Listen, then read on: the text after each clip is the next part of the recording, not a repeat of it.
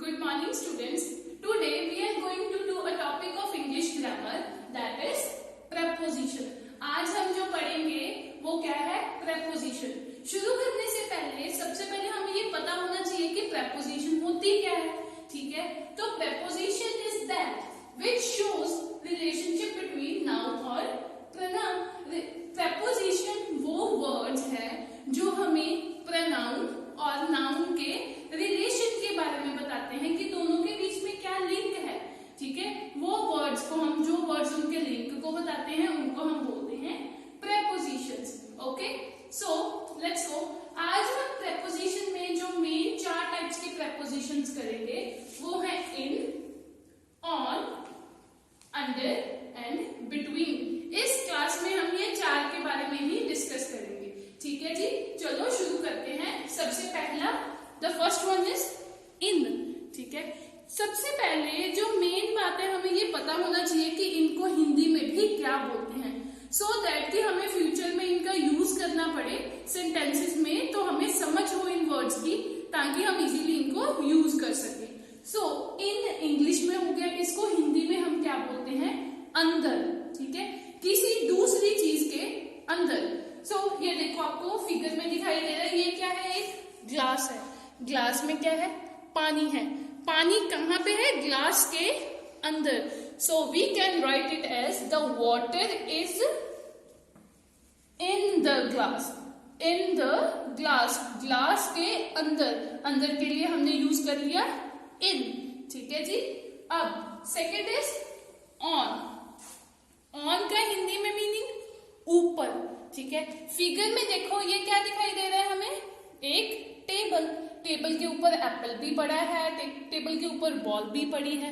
अगर हमने इसी फिगर को एक सेंटेंस की फॉर्म में इंग्लिश में लिखना हो तो हम क्या लिखेंगे? The ball is on. ऊपर को हिंदी में, ऊपर हिंदी में हो गया. अगर इसको इंग्लिश में लिखना हो तो the ball is on the table. Clear है? इन का मीनिंग अंदर, ऑन का मीनिंग ऊपर, ठीक है जी? चलो अब हम थर्ड पढ़ते हैं. Third one is under.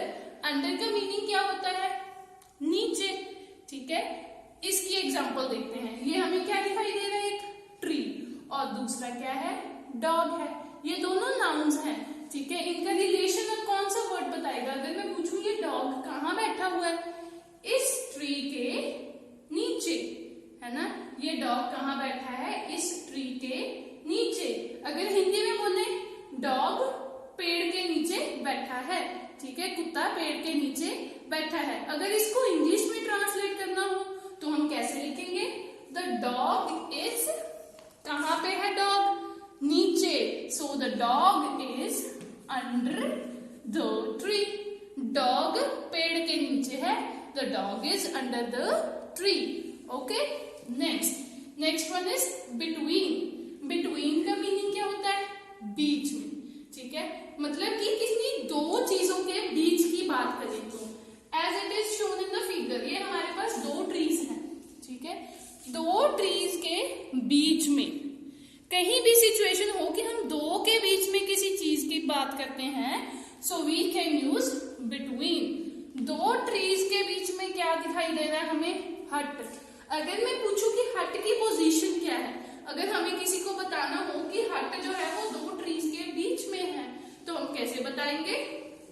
The हट इज बिटवीन. द हट इज बिटवीन द ट्रीज. झोंपड़ी जो है वो 2 वृक्षों के बीच में है. बीच में के लिए हम क्या यूज करते हैं? बिटवीन. ओके, चलो अभी हमने ये पढ़ लिए इन, ऑन, अंडर, बिटवीन, ठीक है? अब हम कुछ रियल एग्जांपल्स के थ्रू इनकी और क्लैरिटी करते हैं कि हम इनको कैसे यूज कर सकते हैं. Okay, we have some objects here. हमारे पास कुछ चीजें हैं. हम इन्हीं थिंग्स के साथ अब प्रेपोजिशन की जो एग्जांपल्स हैं वो क्लियर करेंगे, ठीक है? So let's start. सबसे पहले अगर मैं बात करूं तो ये क्या है? एक ग्लास. ग्लास के अंदर हमें दिखाई दे रहा है क्या है? पानी. पानी कहाँ है? ग्लास के अंदर, ठीक है? तो हम इंग्लिश में इसको कैसे बोलेंगे? The water is in the glass. कैसे? The water is in the glass. अब एक और एग्जांपल लें तो क्या है, ये हमारे पास क्या है, एक बॉक्स है, ठीक है, बॉक्स है और एक ये कॉइन है, ये दोनों नाउन्स हो गए। Box is also a noun and coin is also a noun. दोनों की पोजीशन, दोनों का रिलेशन क्या है? अब ये कॉइन कहाँ पे है?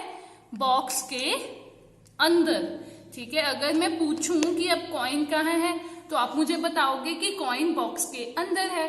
तो इसको इंग्लिश में हम कैसे बोलेंगे? The coin is in the box.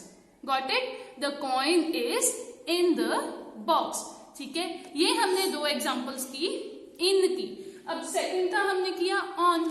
On के लिए सपोज मैंने फिर से एक ग्लास ले लिया, ठीक है, ये एक ग्लास है, ग्लास को मैंने कहाँ पे रखा? ये क्या है हमारे पास? टेबल, ठीक है, ये टेबल है और ये ग्लास है। मैंने ग्लास को टेबल के ऊपर रख दिया। ग्लास कहाँ पे है? टेबल के ऊपर। In English the glass is on the table. Okay, the glass is on the table. ये ग्लास टेबल के ऊपर है, ठीक है जी। अब सेकंड एग्जांपल, अगर मैं ये बॉक्स को ग्लास के ऊपर रख दूं तो बॉक्स कहाँ पे है? बॉक्स ग्लास के ऊपर है। The box is on the glass. Okay, clear है? ये हमने इन की एग्जांपल कर ली, ऑन की एग्जांपल कर ली। अब हम करते हैं अंडर की एग्जांपल, ठीक है जी। अंडर के लिए अगर फिर से ये क्या है? एक बॉक्स है, ठीक है। अगर मैं ये बॉक्स को उठा के इस टेबल के नीचे रख दूं, ठीक है, मैंने बॉक्स को टेबल से उठा के नीचे रख दिया, ठीक है। अब बॉक्स और टेबल की पोजीशन क्या है? अगर मैं पूछूं कि बॉक्स ये कहाँ पे है, the box is under the table. ये जो बॉक्स है वो टेबल के नीचे है। The box is under the table. Same example हम स्टोन के साथ कर सकते हैं कि अब स्टोन को यहाँ पे रख दिया, स्टोन कहाँ पे है? स्टोन टेबल के नीचे है, ठीक है जी। ये था हमारा अंडर की एग्जांपल्स। अब हमने एक और किया था बिटवीन। बिटवीन के लिए हमें दो चीजें चाहिए। बिटवीन हमेशा दो के बीच होता है, ये तो हमें पता है। सो आई टेक टू ग्लासेस। ये दो ग्लासेस मैंने लिए। अगर मैं आपसे पूछूं कि स्टोन कहाँ पे है, ठीक है जी, स्टोन कहाँ पे है? ये दो ग्लासेस के बीच।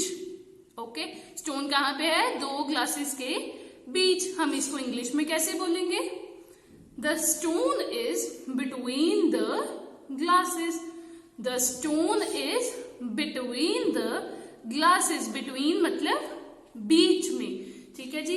अगर यही मैं स्टोन उठा के यहाँ पे चौक रख दूं तो मैं पूछूं कि चौक की पोजीशन क्या है?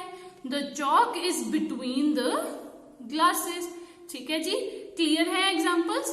आज है प्रेपोजिशन। प्रेपोजिशन की जो मेन टाइप्स इन, ऑन